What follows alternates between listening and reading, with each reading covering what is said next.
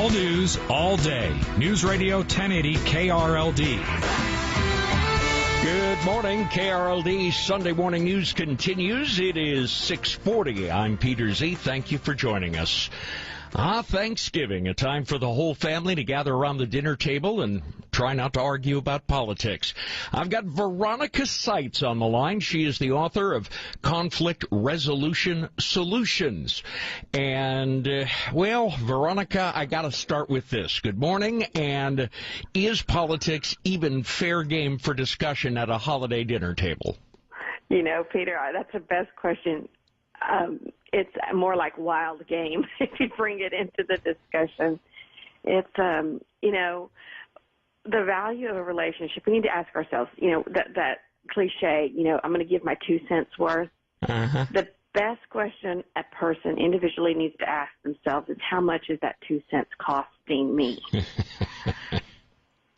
Pretty intense question, and when we can answer that question and realize that, some conversations we put way too much value to allowing them to damage relationships, that it becomes where you're choking on the turkey instead of enjoying the company.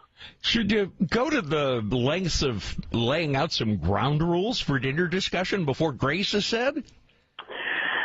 That's a wise thing to do, but that's really the second step to do. It has to start with the individual first. What are the ground rules you're going to have for yourself? Because nobody else's emotions are going to be felt by you more than your own when you're either suppressing, you're biting your tongue, or all of these things are formulating in your mind as to how you're going to backlash what is really pushing your buttons. So step one is really, what are the boundaries and ground rules I'm going to have for rules of engagement and rules of retreat to preserve the relationship? People are very passionate about the election this year in particular. How do you deal with someone who's across the table from you and their passion leads them from discussion into loud argument?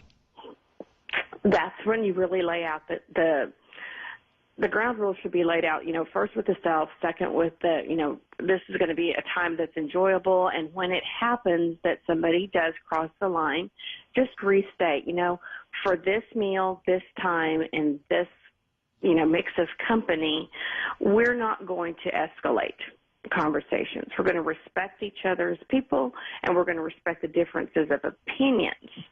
But again, you have to back it out to what is the individual going to do, and you cannot make a choice for someone else. You can only make it for yourself, and you can speak up for yourself. So sum that up for us. How do we sit down, have a pleasant meal and an intelligent conversation without a brawl breaking out?